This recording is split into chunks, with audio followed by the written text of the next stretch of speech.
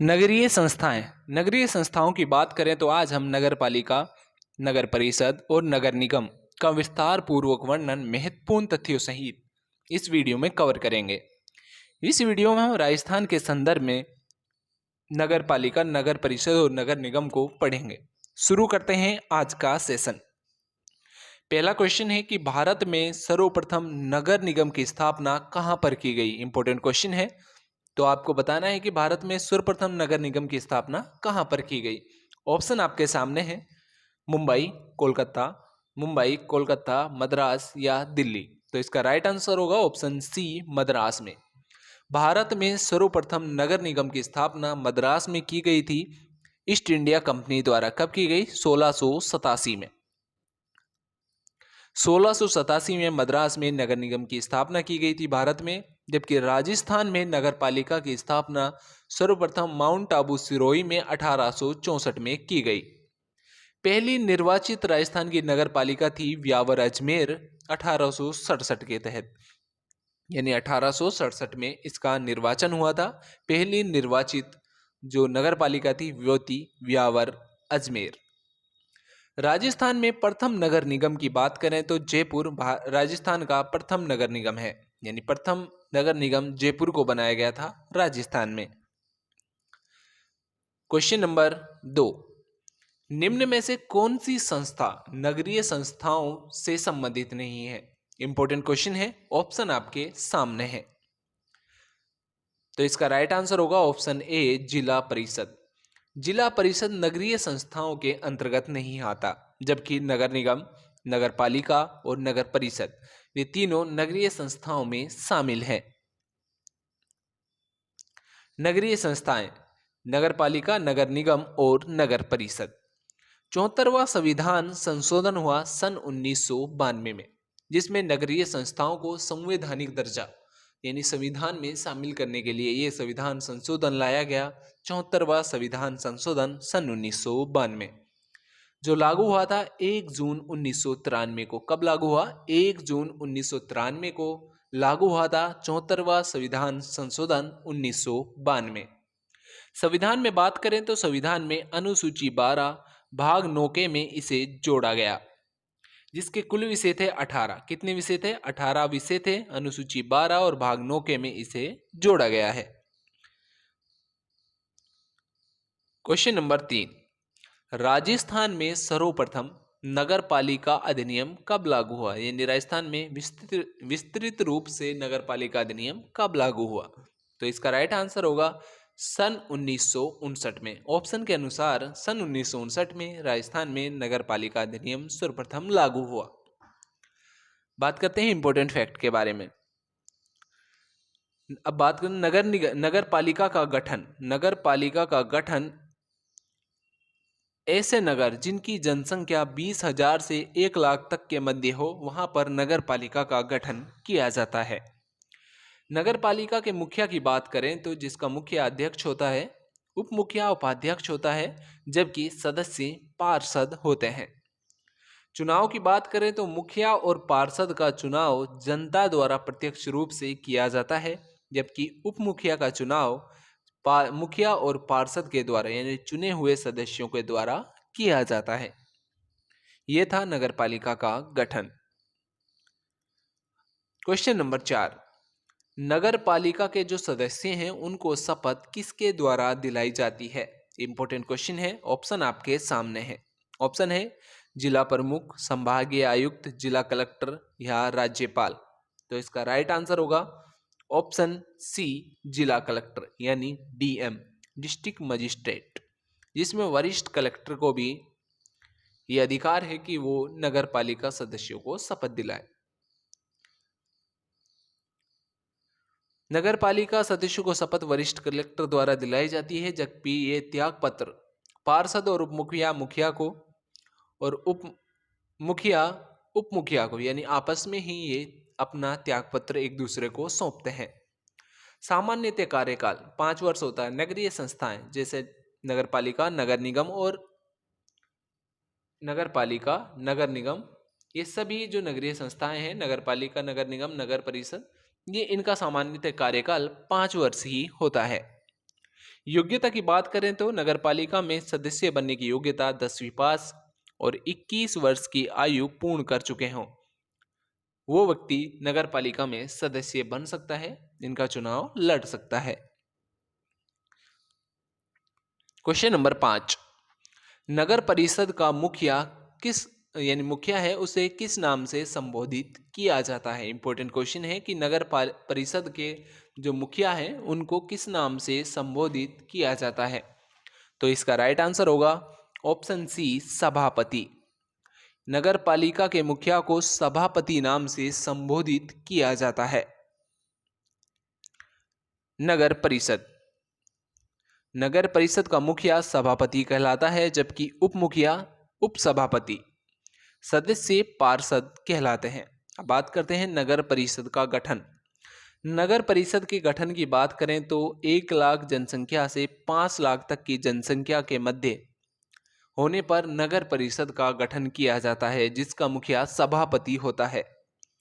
चुनाव की बात करें तो मुखिया और सदस्यों का चुनाव नगर परिषद की जनता द्वारा किया जाता है, जबकि उप मुखिया का चुनाव मुखिया और सदस्यों द्वारा किया जाता है। कार्यकाल वही सामान्यतः 5 वर्ष कार्यकाल होता है। सदस्यों को शपथ ईयू यानी इलेक्शन ऑफिसर यानी निर्वाचन अधिकारी द्वारा नगर परिषद के सदस्यों को शपथ दिलाई जाती है। नेक्स्ट क्वेश्चन है क्वेश्चन नंबर 6,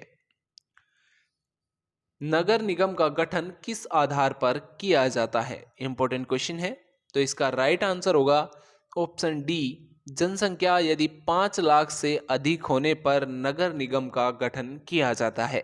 नगर पालिका का गठन 20,000 से 1 लाख तक, जबकि 1 लाख से अधिक 5 लाख से कम होने पर नगर परिषद का गठन किया जाता है। नगर निगम का गठन किया जाता है 5 लाख से अधिक जनसंख्या होने पर। नगर निगम गठन 5 लाख से अधिक जनसंख्या होने पर मुखिया, महापौर या मेयर, उपमुखिया, उपमहापौर और सदस्य होते हैं पार्षद। शपथ सीईओ द्वारा दिलाई जाती है। नगर निगम के सदस्यों को शपथ कौन दिलाता है? सीईओ। चुनाव की बात करें तो महापौर और पार्षद का चुनाव जनता द्वारा किया जाता है, जबकि उप महापौर का चुनाव मेयर या पार्षदों द्वारा किया जाता है। नेक्स्ट क्वेश्चन है क्वेश्चन नंबर 7, जिला आयोजना समिति का उल्लेख संविधान के किस आर्टिकल्स में है, किस अनुच्छेद में है। बहुत काफी इंपॉर्टेंट क्वेश्चन है एग्जाम के लिए कि जिला आयोजना जो समिति है उसका उल्लेख संविधान के किस आर्टिकल में है। तो इसका राइट आंसर होगा ऑप्शन डी, 243 जेड-डी। 243 जेड-डी में जिला आयोजना समिति का उल्लेख किया गया है। अब देखते हैं कि इसके कार्य क्या क्या हैं। जिला आयोजना समिति संविधान में 243 जेडी में उल्लेख है। राजस्थान पंचायती राज अधिनियम सन 1994 की धारा 121 में इसका वर्णन किया गया है। इसके उद्देश्य की बात करें तो उद्देश्य क्या क्या होते हैं। जिले की जो विकास योजनाएं हैं उनका एक प्रारूप तैयार करती है जिला योजना समिति और राज्य सरकारों को भेजती है। नई योजनाएं तैयार भी करती है जिला आयोजना समिति, यानी कि जिले में विकास कार्यों का प्रारूप तैयार कर राज्य सरकार को भेजने का मुख्य काम होता है जिला आयोजना समिति का, जिसमें कुल सदस्य 25 सदस्य होते हैं। 2 पदेन सदस्य बनाए जाते 2 पदेन सदस्य होते हैं, जिला प्रमुख और जिला कलेक्टर। कितने सदस्य होते हैं? कुल 25 सदस्य होते हैं, जिनमें बात करें तो 2 सदस्य पदेन, 3 सदस्य राज्य सरकार द्वारा नामित किए जाते हैं, 20 सदस्य ग्रामीणों द्वारा ग्रामीण जनसंख्या के आधार पर, जबकि बाकी सदस्य हैं वो शहरी जनसंख्या के आधार पर किए जाते हैं, जिनमें ग्रामीण में 16 और शहरी 4 होते हैं। यानी 20 सदस्य शहर और ग्रामीणों से ग्रामीण क्षेत्रों से चुने जाते हैं, जिनमें ग्रामीण 16 सदस्य होते हैं, जबकि 4 सदस्य शहरी क्षेत्र से होते हैं। कुल मिलाकर 25 सदस्य होते हैं, 2 पदेन, 3 राज्य सरकार और 20 शहरी या ग्रामीण जनसंख्या अनुपात में।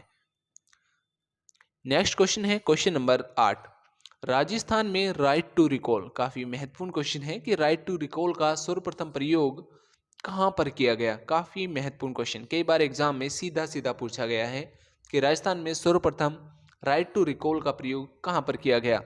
तो राइट आंसर होगा ऑप्शन सी, मांगरोल। मांगरोल एक कस्बा है जो राजस्थान के 12 जिले में है। कहाँ पर है? 12 जिले में है, स्थित है मांगरोल कस्बा, जहां पर राइट टू रिकॉल का प्रयोग सर्वप्रथम किया गया। मांगरोल में कब किया गया था? वर्ष 2012 में राइट टू रिकॉल का प्रयोग किया गया। नगर पालिका के अध्यक्ष थे उस समय अशोक जैन के खिलाफ। किसके खिलाफ किया गया था? अशोक जैन के खिलाफ राइट टू रिकॉल का प्रयोग किया गया था, जो नगर पालिका मांगरोल के अध्यक्ष थे। लेकिन बाद में चुनाव होने पर यह अपने पद पर बने रहे, जनता ने इनके पक्ष में वोट किया। अब बात करते हैं कि राइट टू रिकॉल है क्या। राइट टू रिकॉल की बात करें तो राजस्थान में 22 मार्च 2011 को नगर पालिका एक अधिनियम आता है, संशोधित अधिनियम। कब आया? 22 मार्च 2011 को, जिसके तहत 3/4 सदस्य, यानी नगर पालिका के 3/4 सदस्य अविश्वास प्रस्ताव पारित करने पर निकाय की जनता चुनाव करती है, मतदान करती है। उसके तहत अध्यक्ष को राइट टू रिकॉल के माध्यम से वापस बुलाने का अधिकार है। राइट टू रिकॉल का सीधा सीधा मतलब यह है कि जो चुने हुए सदस्य हैं वो 3/4 के बहुमत से अविश्वास प्रस्ताव पारित कर देते हैं। उसके बाद जनता द्वारा, जनता में चुनाव कराए जाते हैं। जनता यदि अध्यक्ष को पक्ष में वोट नहीं देती है तो उसको वहां से हटा दिया जाता है, पद से उसको वापस बुला लिया जाता है। यही है राइट टू रिकॉल। भारत में बात करें, राइट टू रिकॉल का सर्वप्रथम प्रयोग शुभारंभ एमपी में किया गया। शुभारंभ एमपी में किया गया था सन 2001 में। कहां पर किया गया? एमपी में सन 2001 में राइट टू रिकॉल का सर्वप्रथम शुभारंभ। क्वेश्चन नंबर 9, नगरीय निकायों में आरक्षण का प्रावधान किस आर्टिकल के तहत है? इंपॉर्टेंट क्वेश्चन है। तो आपको बताना है कि नगरीय जो निकाय हैं उनमें आरक्षण का प्रावधान किस आर्टिकल के तहत किया गया है। ऑप्शन आपके सामने है, 243A, 243H, 243T या 243U। तो इसका राइट आंसर होगा option C, 243T। Article 243T में नगरीय निकायों में आरक्षण का प्रावधान किया गया है। एसटी और एससी को जनसंख्या के अनुपात में आरक्षण दिया गया है, जबकि ओबीसी को 21% और महिलाओं को 50% तक आरक्षण दिया गया है। 243U, जिसमें नगरीय संस्थाओं का कार्यकाल है सामान्यतः 5 वर्ष होता है, ये 243U में इसका उल्लेख है। 243V में सदस्यों की जो योग्यताएं हैं, जैसे 10वीं पास, 21 वर्ष की आयु पूर्ण कर चुके हों, ये सभी योग्यताएं आर्टिकल 243B में जोड़ी गई हैं। आर्टिकल 243S, वार्ड समिति का गठन। इंपॉर्टेंट क्वेश्चन है, बन सकता है ये भी आपके एग्जाम के लिए, कि वार्ड समिति का गठन किस आर्टिकल के तहत किया गया है? तो 243S के तहत। ये थी नगरीय संस्थाएं जिसको हमने महत्वपूर्ण क्वेश्चनों सहित विस्तार पूर्वक तथ्यों सहित वर्णन किया गया है। यदि आप हमारे चैनल पर नए हैं तो चैनल को सब्सक्राइब कर लें। वीडियो आपको पसंद आई हो तो वीडियो को लाइक और शेयर जरूर करें और चैनल को सब्सक्राइब करें। मिलते हैं नेक्स्ट वीडियो में नेक्स्ट इंपॉर्टेंट टॉपिक के साथ।